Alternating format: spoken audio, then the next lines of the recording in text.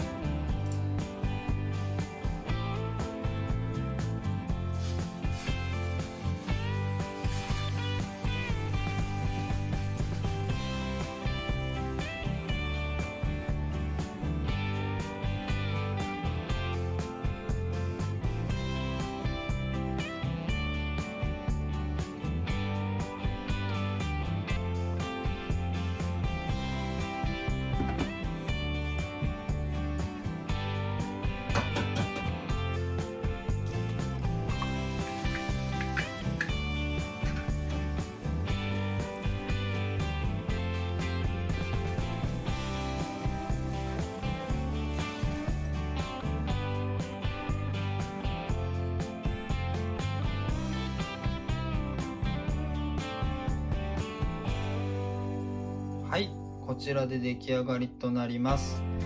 本当は唐辛子を入れたりしたら美味しいんですけども、今回はこちらの大分産の、柚子胡椒を、かけて食べたいと思います。ご視聴ありがとうございました。